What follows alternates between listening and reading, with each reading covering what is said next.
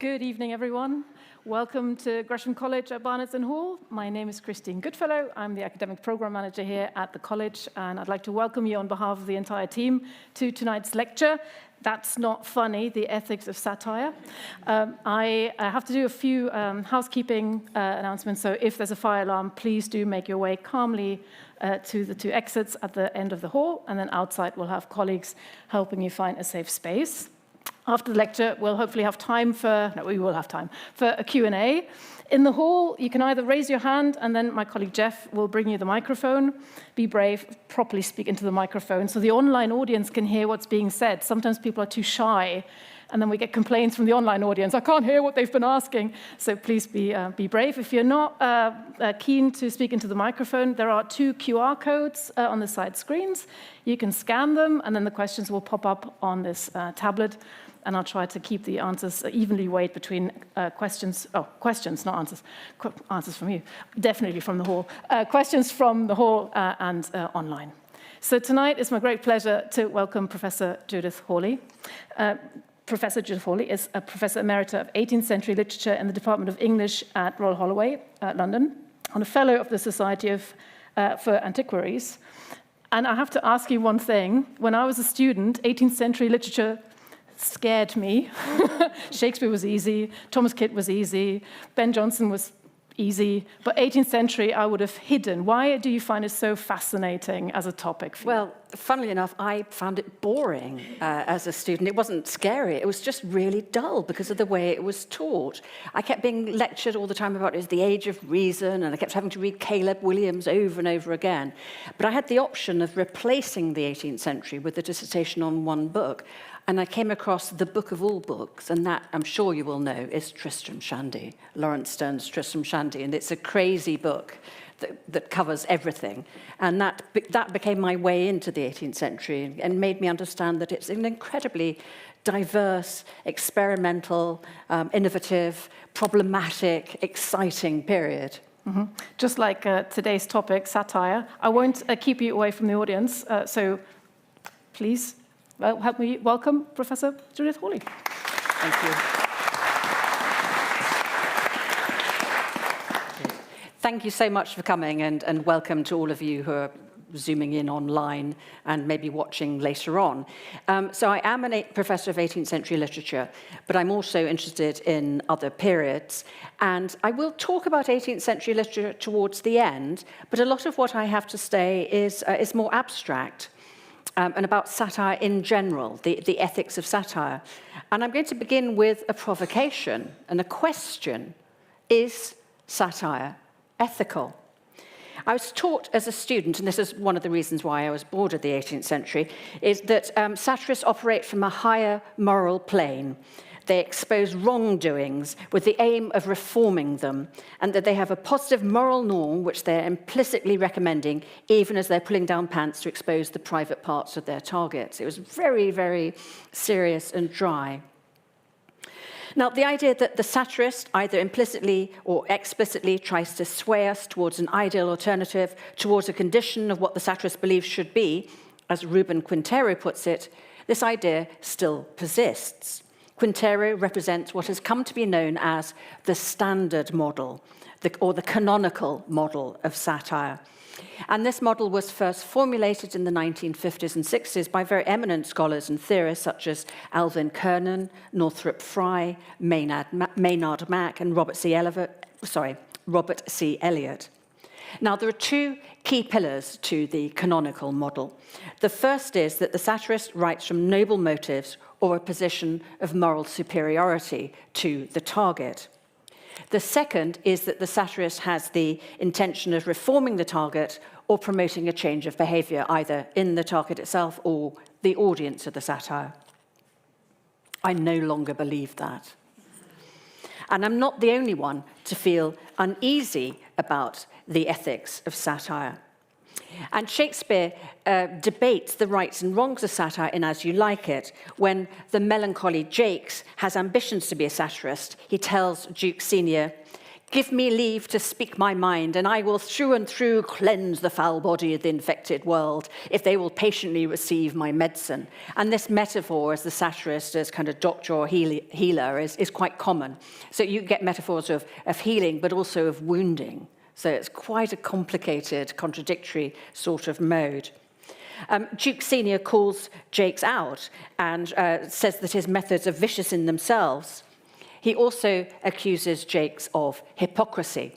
He replies, "Most mischievous foul sin and chiding sin, for thou thyself hast been a libertine, as sensual as the brutest sting itself, and all the embossed sores and headed evils that thou with license of free boot hast caught, wouldst thou disgorge into the general world." So this phrase, most mischievous foul sin and chiding sin, I think is a really good one. So the very act of telling people off and berating them and is a kind of a sin in itself. And he makes that obvious in these images of sores. So somehow Jakes has been licentious and has been roaming around brothels and picked up diseases, and in venting his spleen, he's going to kind of burst his boils and pimples on the general world. So it's a pretty unpleasant thing to think of. So I've got this phrase, the most mischievous foul sin of chiding sin, which I want to set against Byron's phrase that satire is savage mirth. And this is a phrase that I use in my abstract, so you might remember that. So there's something savage, mischievous about satire, even though it's supposed to be reforming evils, which then leads to my next question. What is the relationship between free speech, hate speech, and satire?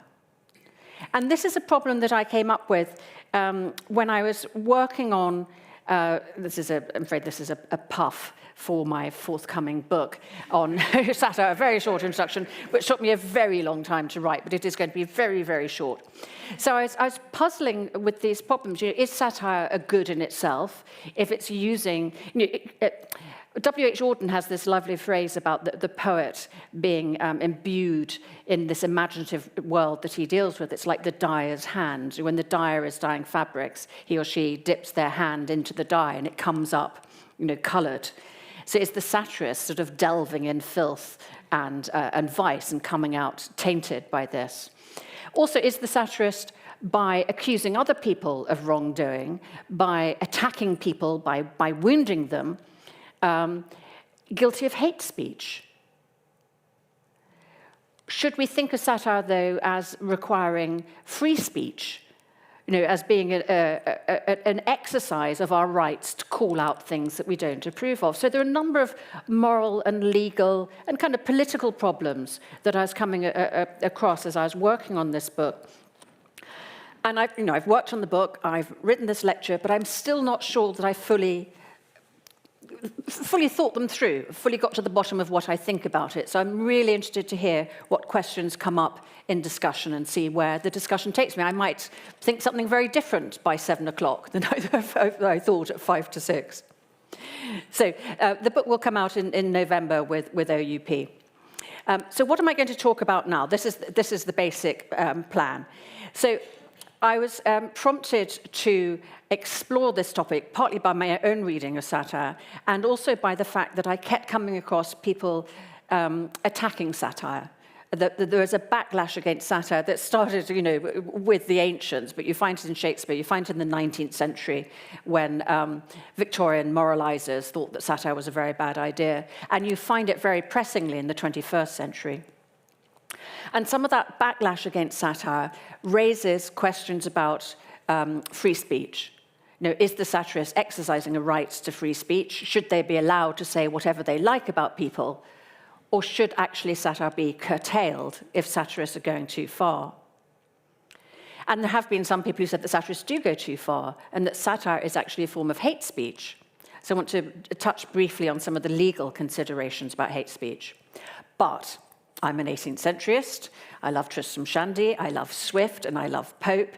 You might have noticed that as you walked in, we're playing, and I'm so delighted that the team here were able to play it. We're playing the Threepenny Opera, the Brecht and Weil 1930s opera based on Gay's Beggar's Opera. So I'm going to do a turn and end up by defending satire. I'm going to do my counter-argument. And I'm going to try to suggest a way forward, if not necessarily a solution to this problem of the ethics of satire, by saying that if we read satire carefully and in its context and with an understanding of what it's attacking and why, we might be able to reach a more nuanced and more critical understanding of satire. Okay? So, I mean, I'm asking you okay, but I'm not going to, if you say it's not okay, tough. So there's no backlash against me. So the problem is that there has been a backlash against satire from the very early days. People were critical of Horace and Juvenal, but there's been a particular backlash in the 21st century. Some of the backlash has come from authorities who are being targeted, and they have tried to censor and clamp down on satire. But there's also a way of pushing back against satire by refusing to engage in the joke, by people saying, that's not funny. And you know that phrase, it's I don't know if it's a phrase you ever use, and this will be very, very un-PC of me, but it's important for me to air these things. So I took the phrase from one of my favorite light bulb jokes. The light bulb joke series, which are all the rage when I was growing up. How many feminists does it take to change a light bulb? That's not funny. And I told that joke to a feminist friend of mine, and I am a feminist myself, and she said, that's not funny. So there's something about a kind of serious refusal to engage, which is funny in itself, but it is actually also asking, to say that's not funny is, I think, a legitimate move when you're being laughed at. And so I'm going to begin by acknowledging that sometimes it's right to resist satire. And there's a very influential social scientist called Michael Billig who uses the term unlaughter to refer to a deliberate choice not to laugh. Not laughing is not simply an absence of laughter, it's a refusal to be party to the joke. And Billig argues that it's a legitimate refusal because laughter is not a natural response. Lots of people have theorized about it and said that it's part of being human, but it's a learned response. It, like all learned responses, it follows social codes. It's affected by the community you live in, by the individual family you live in, but also the norms of the wider society.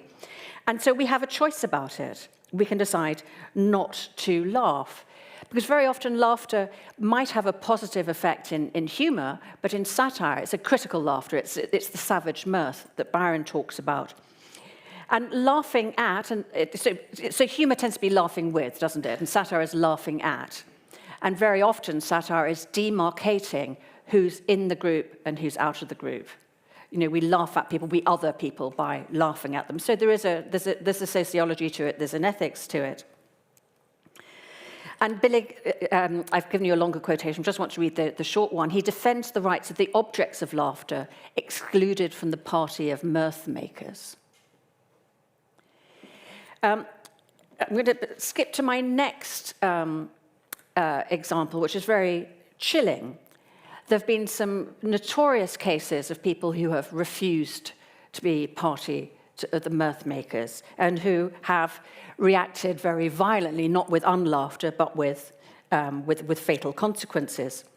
So in 1988, I'm sure you'll know that the Indian-born British and American writer Salman Rushdie published The Satanic Verses, a magical realist novel which contains some satirical reflections on Islam, in a small quantity. But it provoked a huge backlash with wide-reaching and long-lasting consequences, not least of which was the banning of the book in numerous countries. Many Muslims deemed it to be blasphemous in its depiction of Islam. And the supreme leader of Iran at the time, Ayatollah Ruhollah Khomeini, issued a fatwa calling for the author's death in 1989. All of this will be familiar to you, I'm sure. And numerous violent acts followed that fatwa.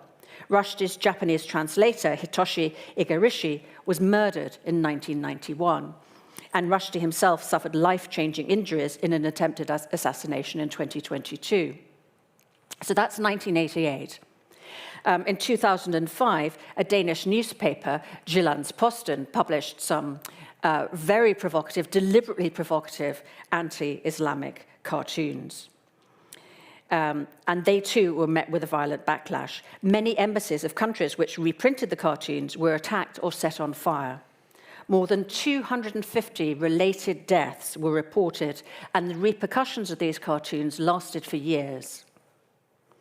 In 2011, the Paris offices of a French satirical magazine, Charlie Hebdo, were firebombed after the publication of anti-Islamic cartoons. Undaunted, they continued in the same vein, and on the 7th of January 2015, 2 gunmen broke into the new offices of the magazine, murdered 12 people and injured 11 others before they themselves were killed in a police shootout. How to respond? It's a terrible situation, isn't it? And I certainly don't defend these instances of unlaughter in any way, but I do want to understand the context around them, both where the targets of the satire were coming from and the issues that they raise. So let's think about some of the context of the debates about free speech, which is very much in the air at the moment, isn't it? And I imagine you'll all have something to say and some thoughts about this. So one way of viewing these 3 violent instances of violence is to see them as related examples of an intolerant religion violently trying to suppress freedom of expression, and even as part of an Islamist attempt to vanquish Western liberalism. Numerous people, including world leaders, took to the streets in 2015 after the Paris attacks, proclaiming "Je suis Charlie," I am Charlie, in solidarity with the murdered satirists. And the British historian Simon Sharma, conscious of how fellow Jews had been murdered under fascism, declared, "Liberty and laughter have been twinned in the European tradition for more than 3 centuries and have together proclaimed as precious the right to ridicule." The right to ridicule. It's a very strong phrase, isn't it? Though the self-righteous have killed the satirists, they will never annihilate satire itself. Just the opposite. From now on, Charlie Hebdo will be the rallying point for all those who cherish life and laughter over the death cult of sanctimonious gloom. Now, note that he talks about the European tradition. So we've got a European tradition, and we've also got other traditions, including the American attitudes to free speech, and that is in no way a Hitler salute. He's just waving. He's really just saying, "Hello, everybody, I'm a nice guy." It seems to me that the defense of free speech, if you think of Simon Sharma defending it and thinking about the violent suppression of free ideas under fascism across Europe in the middle of the 20th century, and then you think about how it sounds coming from Elon Musk, who declares himself a free speech absolutist, it seems as if free speech is now shifted from a much more liberal value to a much more right-wing value. It's changed politically. And of course, there are ironies to this shift that Elon Musk, when he was in Doge, in Trump's government, was cheerfully removing funding from all sorts of organizations who said things that were very different from him. And to say nothing of the ethical and algorithmical complexities of X and which kind of views it promotes and suppresses. Now, he's thinking about the American tradition. So we had Sharma for the European tradition, Musk representing the American tradition here. And he has in mind, I think, the First Amendment of the American Constitution. And I imagine this will be very familiar to you. Congress shall make no law respecting the establishment of religion or prohibiting the free exercise thereof, or abridging the freedom of speech or of the press, or the right of people peaceably to assemble and to petition the government for a redress of grievances. And those seem to me to be good, the defenses of liberty. But this is an American tradition, which is not the same as the European tradition and is not the same as attitudes to speech. Who gets to speak? Who gets to silence people elsewhere? And a lot of the pushback, or the defense of free speech in America has come from people in the social media world trying to prevent laws against the social media. The debate is fast-moving, and there are lots of actors involved in it. I was very interested in this book by Jamie White, Why Free Speech Matters. And he's an economist, a journalist, and writer, and he writes very vigorously in support of free speech. And he says it's an absolute good. It promotes the growth of knowledge, and it provides an essential bulwark against tyranny. So free speech is needed in order to allow the free circulation of ideas. You get technological, social, medical progress of all sorts of kinds by allowing free speech to flourish. And also it allows people to speak back. It is a bulwark against tyranny. And this phrase, bulwark against tyranny, appears in many of the documents which the states formulated and declared their independence from Britain in the 1760s, and it's in various drafts of the Constitution. And it does seem, a great motto for satirists. They are a bulwark against tyranny. They are speaking truth to power. But that phrase is not morally or politically neutral. It has a history, a rather surprising history, as Afara Dabioiwala describes in his book published last year, What is Free Speech? The History of a Dangerous Idea. And although he doesn't say it, Dabioiwala has in mind Islamophobia and Musk, I think, throughout the book. That's the context he's speaking in. And he argues at length, it's a 300-page book, and I was summarizing it very rapidly here. He argues that the emergence of demands for freedom of expression was not a straightforwardly progressive or even a positive process for two reasons. First, words can wound. Defamation is a kind of assault on the person. And do you remember saying in the playground, sticks and stones can break my bones, but words can never hurt me? But they do, they really do, don't they? How people describe you, respond to you, can be very wounding. So free speech, you have to think, what is the context of your expression of yourself and how it affects the person you're speaking about? So that's one thing, words can wound. The second is that the people who called for free speech in the 18th century were morally suspect and highly partial in their beliefs about who could speak and what they could say. And this was news to me, though I am an 18th centuryist, and I vaguely knew about Cato's letters, but I hadn't really looked at them in any great detail. So in the 1720s, a pair of journalists published an anonymous collection of essays called Cato's Letters in a newspaper called the London Journal. And it was one of the first really forthright calls for freedom of expression, freedom of the press, that gradually freedom of religious worship and toleration are built up from the Reformation through into the Williamite settlement in the 1680s. A lot of the arguments they made were, well, the papers were rapidly reprinted in the States during the 18th century. Benjamin Franklin, for example, printed them, and they circulated out of the context in which they had been published, and phrases were taken from them, and did indeed become the underpinning for the First Amendment that I quoted earlier. In fact, one of the letters actually is the source of the phrase, free speech is the bulwark of liberty. James Madison, for example, used the phrase. And I totally support it in lots of ways, except I am swayed by what Dabioiwala says about the authors themselves. Thomas Gordon and John Trenchard, he says, were self-serving hacks who were bought off by Britain's corrupt minister, the Prime Minister Robert Walpole. So they were specifically attacking Walpole, and Walpole, as he often did, said, I will pay you not to write this.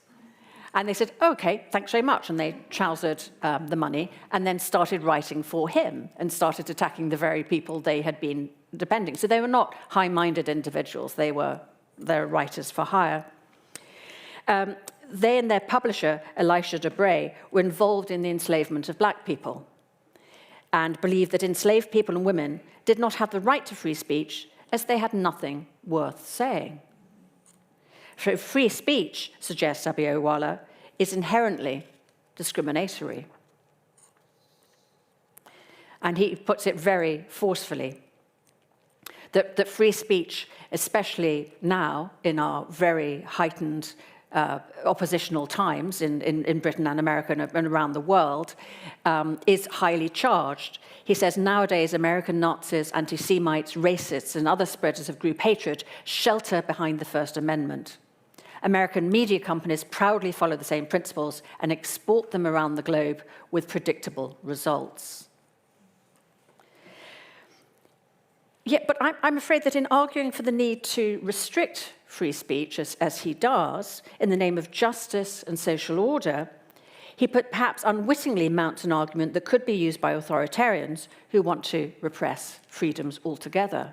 So free speech is our bulwark against tyranny. Suppressing free speech gives space to tyrants. It is what some people call a wicked problem. And it's hard to get a handle on, and it's even harder to find a solution. So that's a general context about free speech, but we need to ask, I think, whether satire is a form of hate speech.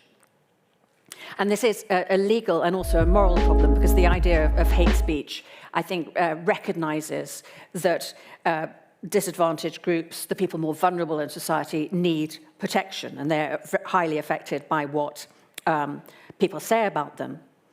And satirists talk, especially this century, about two forms of satire. There's punching down and punching up. And the great cartoonist Martin Rowson said here about 2 years ago, I think, in a wonderful lecture on satirical cartoons, that punching up is the right thing for satirists to do.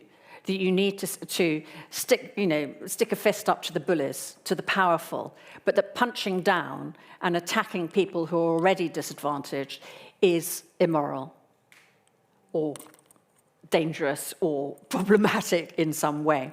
And certainly quite a lot of satire, certainly in the 19th century journal called Punch, was punching down. It made a lot of fun of women, Jews, Irish people, the poor, anybody they thought was not part of the privileged circle of the laughers, the mirth makers. So just let me very quickly, I want to move on to look at three different takes on what hate speech is. As I said, it's a wicked problem. It's quite hard to define what we're talking about. So hate speech is not a universal thing. In the United States, it's really interesting checking out the FBI and Department of Justice websites. So according to United States law, hate speech or hate crime is any kind of normal crime like murder, arson, vandalism, and so on, with an element of bias. But saying hateful things about a person isn't in itself criminal because it is protected by the First Amendment. I'm going to go on to the UN and then come back to Britain. Now, the UN has been working on this because it is a global, we've talked about the Western tradition, the American tradition. The UN is doing its best to think about how these things pan out in the globe. And they have this is not a law, but this is from a document called a Strategy and Plan of Action on Hate Speech. And they have an extremely broad definition of what might constitute hate speech. Any kind of communication that attacks or uses pejorative or discriminatory language. And then, we think about the protected characteristics that many of us will be familiar with. So that's really broad. So saying things can be hate speech, and that hate speech can be criminalized. British law is tricky. According to Met Police, hate crime, and I suppose I'm blurring crime and speech here, but hate crime can fall into one of three main types: physical assault, verbal abuse, and incitement to hatred. And there's a very long set of things to be said about those things. But just let's look at whether satire could come under the law of hate crime or hate speech. Verbal abuse and incitement to hatred. So what is satire if not verbal abuse? But does satire always incite to hatred? Not necessarily. But I do think that you might say that the Danish and French cartoons that I talked about earlier were visual abuse. They're visual rather than verbal abuse, but they were deliberately abusive. And arguably, they were incitements to hatred. I mean, hatred followed. Hatred certainly followed. Violence certainly followed. But I wouldn't have thought that Salman Rushdie's Satanic Verses is either of those things. It's got a satirical passage in it, but it's not verbally abusive. It's blasphemous in the eyes of Muslims, but he's not inciting anyone to hate. So it's hard to be very clear about whether or not it's a form of hate speech. But there have been literary critics who have been quite clear about the power of satire to wound. Robert Elliott is one of the critics I cited as being part of this idea, the canonical view. And his book, The Power of Satire, has been really influential. It's a really interesting, it's a book I like very much. He argues that satire has kind of anthropological origins. It predates written record, and it's associated with cursing, with magic, and with the sense that words had the power to do something, that there are incantations that Irish bards and prophets would use to make things happen. And he reports somewhat admiringly that two ancient Greek satirists, Archilochus and Hipponax, were supposed to have written satirical verses which were so powerful that they killed their targets. And I've come across some skaldic verses from Scandinavia, which are said to be so powerful that they were recited to one of the many Norse kings, and all his hair fell out. And he was particularly distressed because it's all his hair, all over his body. And there were people in the second half of the 18th century and into the 19th century who thought that satire was vicious. It used vicious means, even if it was supposedly towards virtuous ends. And let me quote one very respectable 19th century literary critic, Anna Jameson, who wrote a really influential and important book about Shakespeare and the characteristics of women. She says, "Show me that one human being who has been made essentially better by satire. Oh, no, there is something in human nature which hardens itself against the lash. Something in satire which excites only the lowest and worst of our propensities, for the truth is that a vice never corrected a vice." So this is to stress the line that Shakespeare, satire is abusive, it's hateful, it is a form of vice in itself, so it can't be virtuous.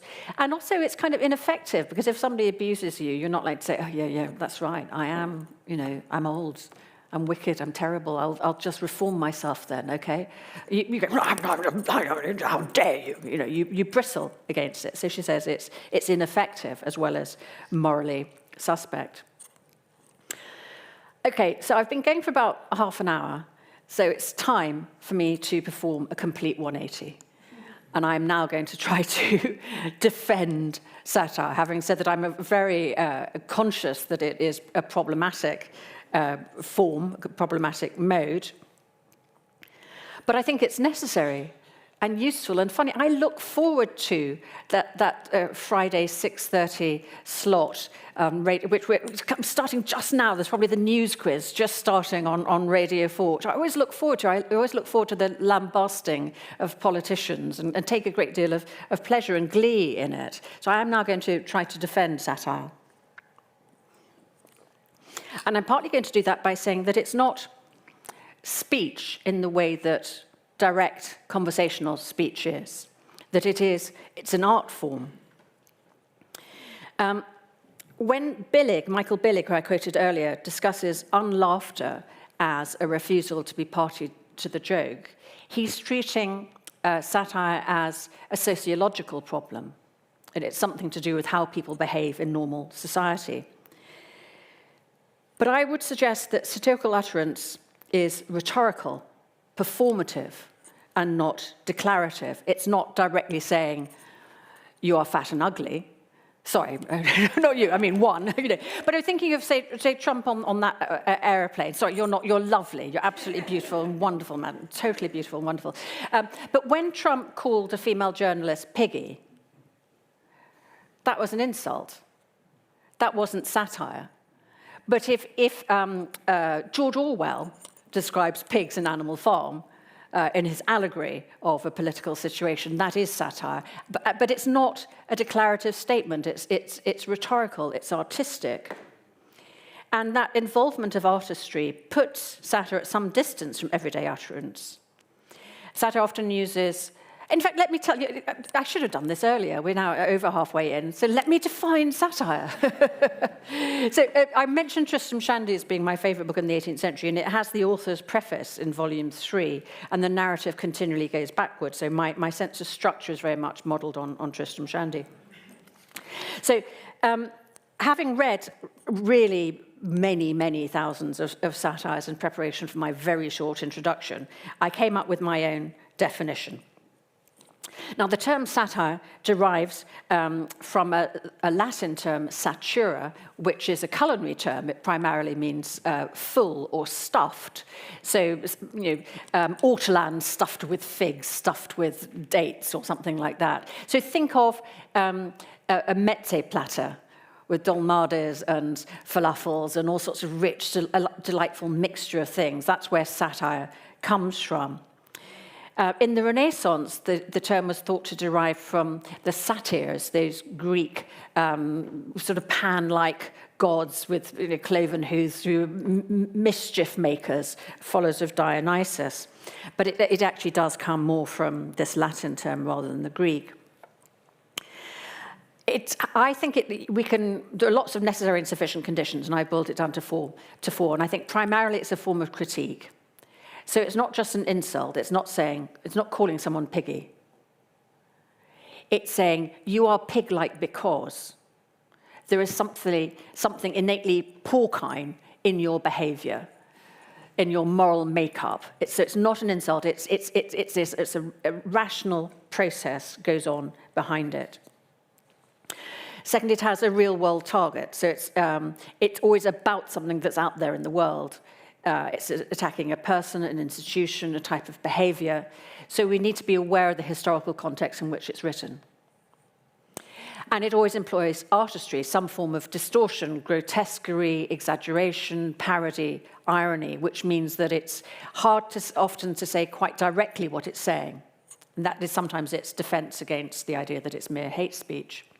And I think it always brings some kind of satisfaction. And sometimes it's our recognition of the artistry of the satirist. Yeah, that's really good. That's really well done.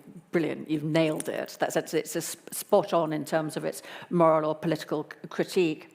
Or satire was often in either times of war or in repressive regimes. It was a morale booster. All the combatants in the First World War had their own satirical newspapers. The Wipers Times is one of the most famous.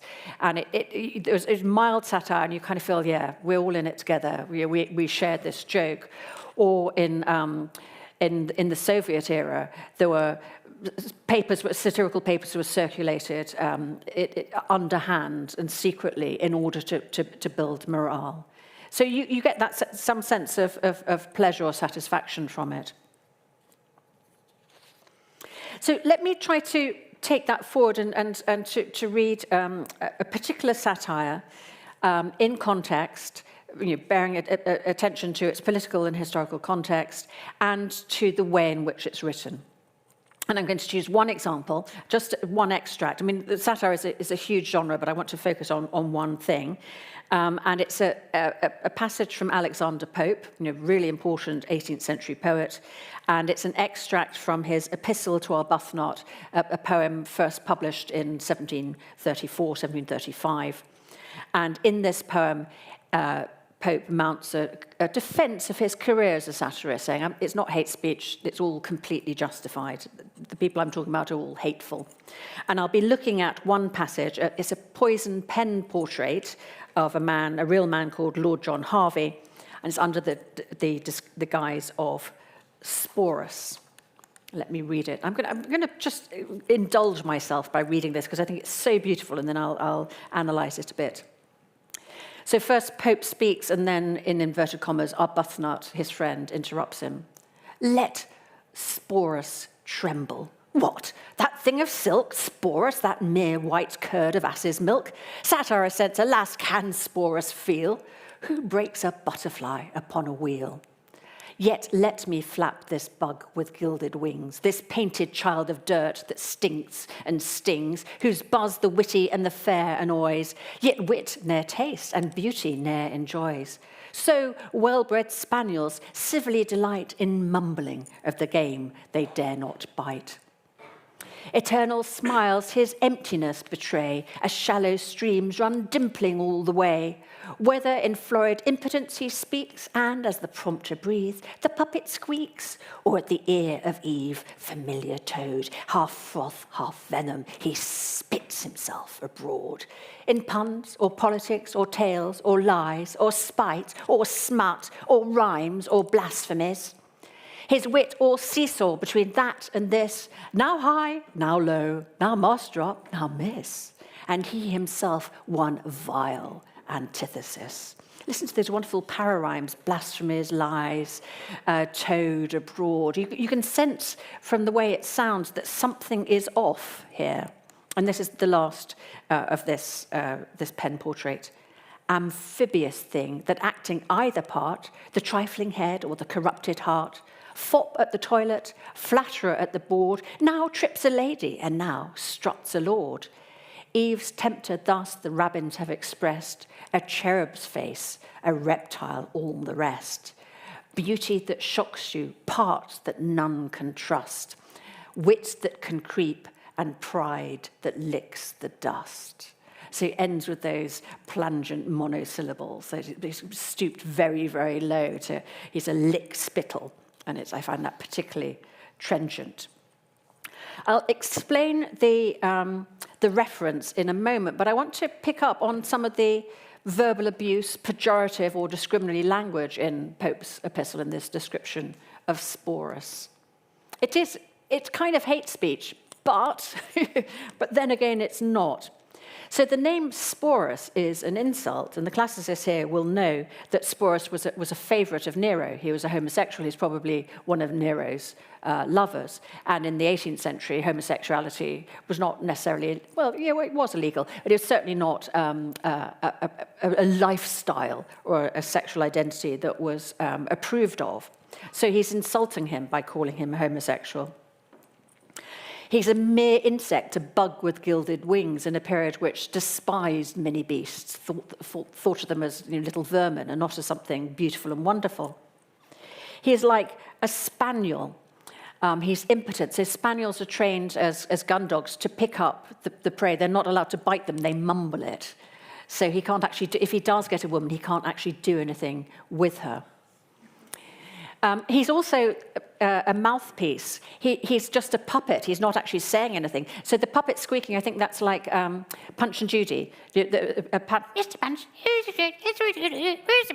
so that's how he speaks. And not just because he's effeminate, but because somebody is speaking through him.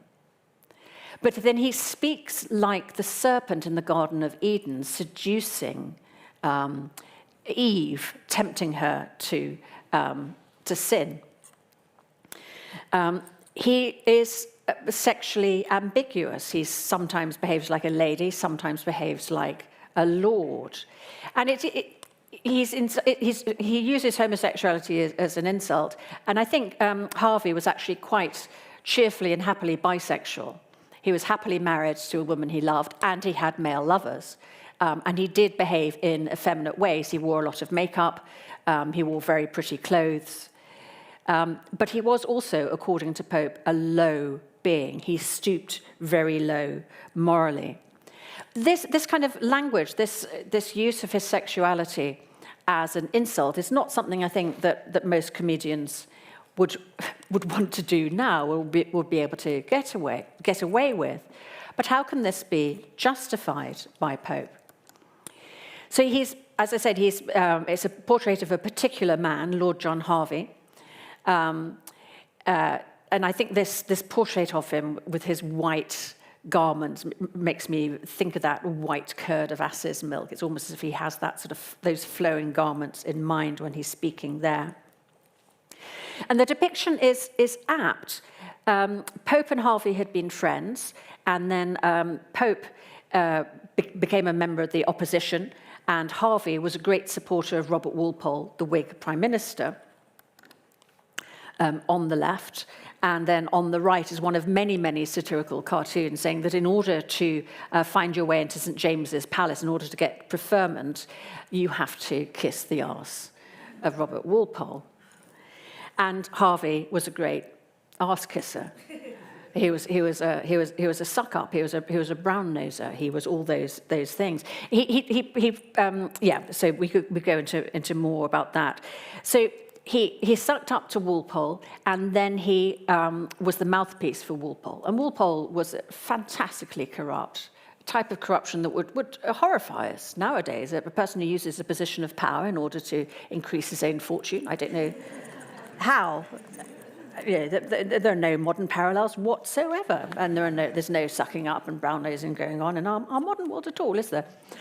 The other thing that justifies Pope's, is in the context. It means it's not just a random hate speech, but it is a carefully thought out critique. Is that Pope himself was much pilloried, satirized, and even sometimes physically attacked, or rumoured to have been physically attacked. And this is one of many satirical cartoons of him, an anonymous cartoon which depicts him as an ape. And the 18th century was a great era of what we call disemvowelment, that you would cross out letters and things. And he's here, Pope is an ape. And he's depicted as an ape, not really human. And he's also wearing a papal tiara. Now, that picks at two of really important characteristics of the Pope. One is that he was severely disabled, physically deformed. He's about 4'7" tall. He never grew to full height, and he had a hunchback and was in constant physical pain. So they're kicking his physical appearance. He also was a Roman Catholic in an era when being a Roman Catholic made you extremely suspect. If you think about being a Muslim after 9/11, and you think about being a Roman Catholic in the 18th century, when there's constant threats, or it was the fear of a Jacobite uprising was constantly rumoured. So Pope was very much an outsider because of his physique and his religion, and because of his politics. And there's another immediate context. So he endured this kind of grotesque parody of himself for many, many years. And then in the 1730s, he started to publish his own imitations of the Latin satirist Horace, and he published them in parallel text. So on one side of the page, you'd have the Latin original of Horace on the left-hand side, and then on the right-hand side, you'd have Pope's imitation of Horace. So the physical format of the book, he's saying that put us together, and I am reading off Horace and adapting for his modern age.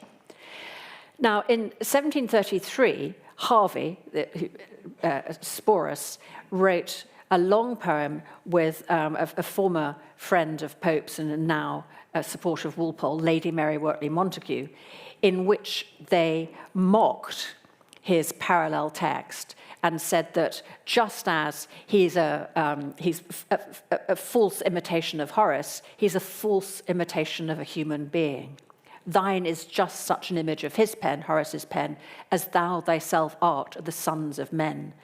Where our own species in burlesque we trace, a signpost likeness of the noble race, that is at once resemblance and disgrace. Horace can laugh, as delicate as clear, you only coarsely rail or darkly sneer. And it goes on for 122 lines. It's much cruder than Pope's verse and much nastier. So when Pope mocks Harvey as Sporus, it's a retaliation. It's not a wanton attack. He's saved up a lot of his anger and his frustration and his pain. He also is a much better writer than Harvey. So Harvey and Montagu have just a little couplet when they compare Pope to an insect. Who but must laugh, this bully, when he sees a little insect shivering at a breeze. And Pope says, I take your insect and I raise you this bug with gilded wings. So you can only talk about an insect in a cup. I can spin out this marvelous, So he shows that he's a better poet than these people. And by delaying his response for so long, he's also saying, I'm morally superior to you, because I haven't immediately retaliated. I also haven't licked the dust. I'm no arse licker of Walpole. I am a better person, and that's demonstrated in my verse. So, just to draw things together and suggest some conclusions, or perhaps points for further discussion, because as I say, my thinking is still mobile on this. But satirists are human, and they're prone to weakness. They're not moral paragons, but they do need to demonstrate that they're better than their targets. There has to be something better about them as writers or thinkers or critics than their targets. It's better to punch up than to punch down. Punching down and kicking someone when they're down is not a good thing to do. And I think that in the case of the anti-Muslim satires that I mentioned earlier, it's hard to claim that the crudely caricaturing cartoons rose much above the level of insult and libel. The defenders of Charlie Hebdo argue that they ridicule all religions equally, but during the period when these cartoons came out, Muslims were an often harassed minority group in both France and Denmark, just as Pope, as a Roman Catholic, was a much harassed minority group in Britain. The Satanic Verses is much more complicated. It's not a full-blown attack on Islam. It has the problematic passage occurs in one passage of kind of dream vision. And this leads me to another problem which I think satire has to encounter nowadays, and that is globalization. You write something in your discourse for your audience with your tradition of free speech, but it could well be read by someone in a very different tradition.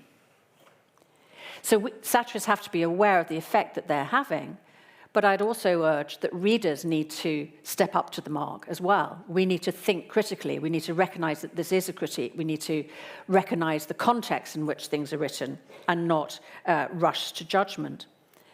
And if we don't do that, then we don't have that bulwark against tyranny. We can't speak truth to power. We just get involved in a battle.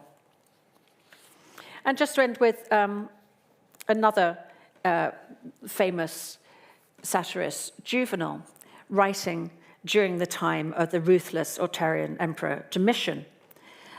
Domitian, as I'm sure the classicists will know, different people take different views on him, but he was an authoritarian who sidelined the role of the Senate and strengthened the border defenses of his empire. He was popular with the people, but considered a tyrant by the Senate. And Juvenal said, in such a period, under such a ruler, it is difficult not to write satire. And I'll end there. Thank you very much.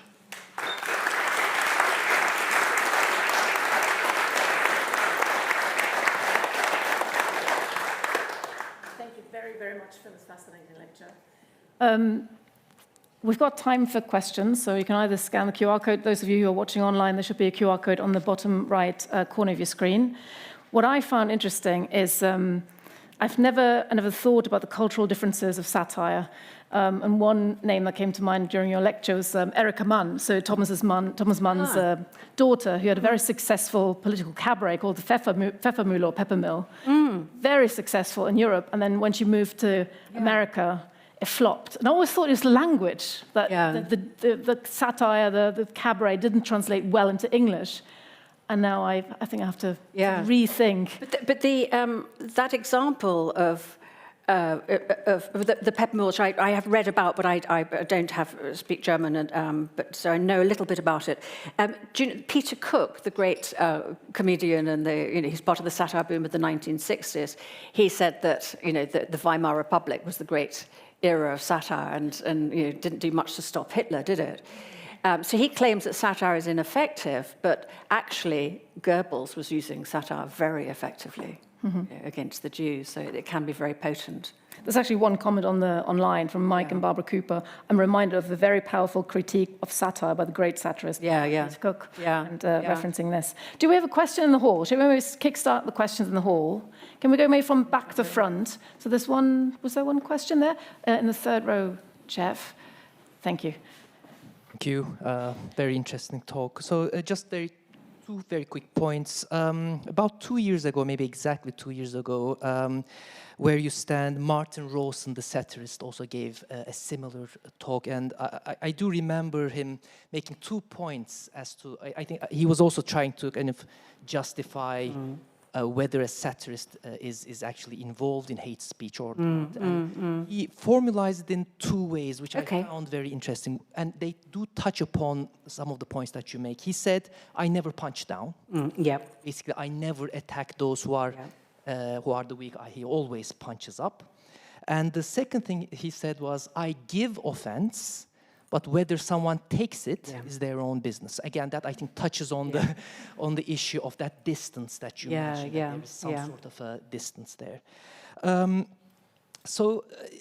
mean, when one thinks about this stuff, there's always, at least the way I try to understand it is, when you are targeting a choice, it is more likely to become a satire. In other words, if someone has a moral choice between doing X and Y and chooses X over Y, then, and that if X is questionable within the context of the culture, then it has a more likelihood of becoming satire. Whereas if it goes outside the element of choice, in other words, if it's physical appearance, if it's race, religion, or, and something that you have either no control on or very little control on, then it becomes more likely to become an insult. That's how I try to formalize myself, but I would love to hear your thoughts. I think that's a really good way of putting it, and you've summed up in one sentence what I was struggling to say for 45 minutes. I think that's right. So the regulations on hate speech are saying that there are protected characteristics, and some of them are choices like your religious worships, whatever. But it is not right to mock someone for having disabilities. It's not right to mock someone for having a particular sexual identity or orientation. And actually, Martin Rowson got in different, and I should have looked up the details of this, but it has been taken offline. He was satirizing someone, and I think one of the things that's so good about Rowson is that he tries to revolt people. He tries to make people feel the horror, the moral revulsion that he feels by grotesquely exaggerating people's physical characteristics to point at a moral failing. And there was somebody he satirized and inadvertently included some anti-Semitic tropes. And he withdrew it. And the paper withdrew it. There was a backlash against it. Yes, it's fine to criticize this person for the political, the financial, the moral choices that they've made, but this is part of their identity, and that's a no-go area, And he did take it down, and he did apologize. There's a question here online. What if someone from a particular ethnic or religious group satirizes their own group? Is that hate speech or satirical or forgivable? 3 options. Really good. So it's interesting. This also pertains to what you were saying about people taking offense, that so much of what happens, I think, in a satirical situation, it can be one person targeting someone who's outside their group and saying that these politicians or these migrants or these others are definitely not me. But you have a kind of a sense of the circle of mirth makers, as Billig says it, so that we huddle together and we make fun of people outside our group sometimes. But sometimes there can be satire within a group, and if you think about how, I'm trying to think of examples, so it's such a broad topic. In the Arab Spring, quite a lot of the countries in the Arab world, the southern Mediterranean, North Africa, across to Egypt, had satirical anti-government satires. There was an Egyptian doctor who quit his job and had a brilliant YouTube channel. And so that was within his culture, but it was attacking a political other. In Iran at the moment, I think there are some satirical cartoons which they're not allowed to critique the government, so they make fun of family. And there's a sort of a sense of recognition that people say, oh yeah, I got a dad like that, or yeah, my younger sister behaves like that too. And so this is an acceptance that this is an okay way to talk about their culture. But it's also a way of saying, here's this larger family structure, the state, which is being mocked. Yeah. We had a question at the front of the hall. Just 1 second, Jeff's coming.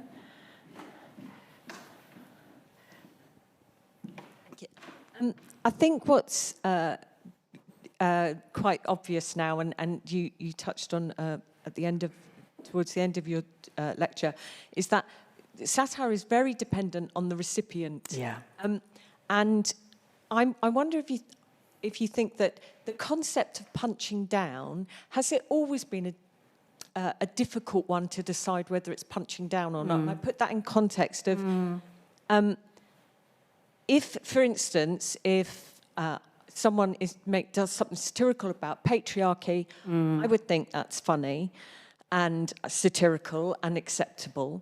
But for, say, a group of men who feel in this day and age disenfranchised or feel hard done by, will they then, is that then they feel it's been punching down? Yeah. It's a shifting sand. Yeah. And that idea that if you're used to privilege, equality can feel like oppression. Yeah. And is that line getting blurred more now? So people take offence more, or has that always been a problem? Yeah, that's a really good question. I think that satire, the social context has changed so much over the years. So generations, hundreds of generations of schoolboys were taught Horace and Juvenal and Martial, that they had to translate them. And I think they're treated as if they were timeless verities. You know, the satirical points they're making were completely timeless, but actually they're very dependent on Roman culture in that day and age. And I don't think this prescription against punching down really pertained much earlier than I say our period. I mean, we're different age groups, but you know, the 21st century, this notion of punching down and the notion of equality, I think, is much stronger now. As I said, in the 19th century, punch was incredibly racist about Irish, Africans, all sorts of minority groups. But you're right that power is not always stable and fixed, and that the social hierarchies have changed over time.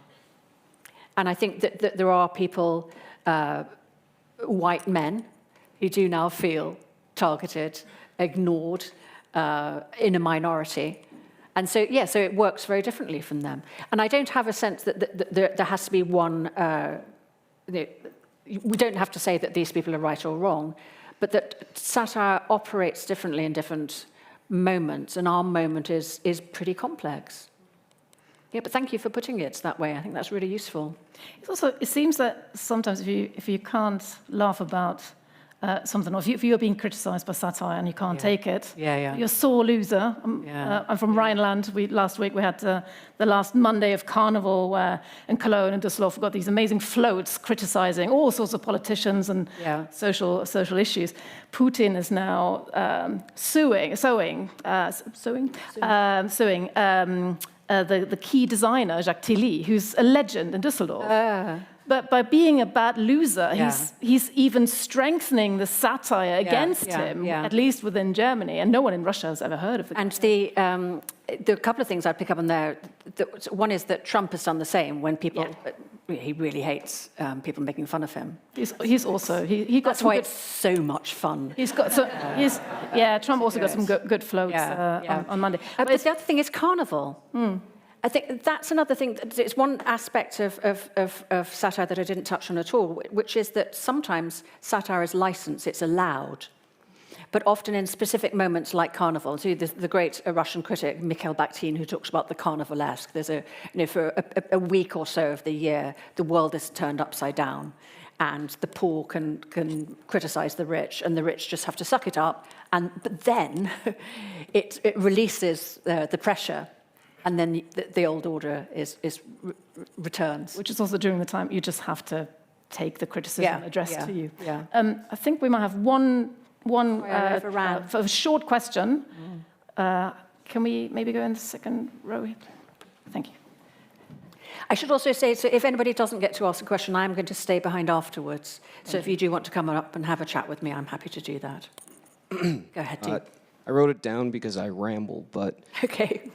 you mentioned that. Satirists should consider the globalized world when making jokes to avoid punching down because they have a much more global viewership. So does that mean that people in the 18th century who didn't have that have more of an ethical justification to their work because of who is viewing it?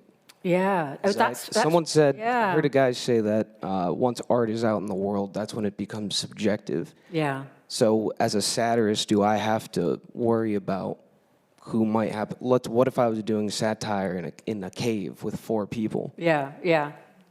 Would that Does be that more license, ethical? Yeah, that's really interesting. So I think in the 18th century they were just not so worried about punching down. You know, they didn't have the same kinds of there's a different value set, and it's certainly the case that different kinds of satire had a different reach in the 18th century. So a difficult poem by Alexander Pope would have quite a small audience. So there could be lots of in-jokes and things really intended for, and often quite specific people that no one is going to hurt more than Lord Harvey when reading that Sporus poem. But there were lots of, so this is taking it a little bit sideways, there are lots of visual satires, and Rosen is very good on Gilray and Cruikshank, and these were displayed in shop windows, so they had a very wide appeal there. And they were fantastically rude about people in power, about any kind of person. They did not care about their values. But your question makes me think of 2 things, and one is when I sent the guidelines for preparing this talk, I was told a couple of things about colours, that I had to use this colour scheme, and that I mustn't wear blue or black, otherwise I would disappear into the curtain. But I was also told that I had to be mindful of the audience, that I mustn't say anything defamatory or offensive, or I mustn't provoke people or say anything. So there are guidelines and rules and shared values in any kind of language community, cultural community, where you might be testing the boundaries of what you can get away with, but also being mindful of your responsibility to people. When you've given up an hour or so of your time, you've slept out here, and I don't know how many of you come from long distances. I'm really grateful for you coming here. I want to reward you for coming here. I don't want you to have a tough time. There's also another thing that I'm thinking of here, and that is that there's an old Greek notion that's taken up by the French thinker Michel Foucault, the idea of the parrhesiast, the free speaker. So that you have this, it's a little bit like the carnival in a way, that you have a privileged platform to speak freely. But you can tell truth to power, but you have to be really honest about it, and you have to be honest about yourself and your own failings. So I think that is a useful limit to think about, and an ethical limit when you're speaking ill of other people. Take the log out of your own eye first. So that might be a way of thinking about if you've got a global audience, they're not funny because they're foreign. You're foreign too. Thank you so much. I'm afraid that's all we've got time for, but thank you very much, Professor Hawley. Thank you.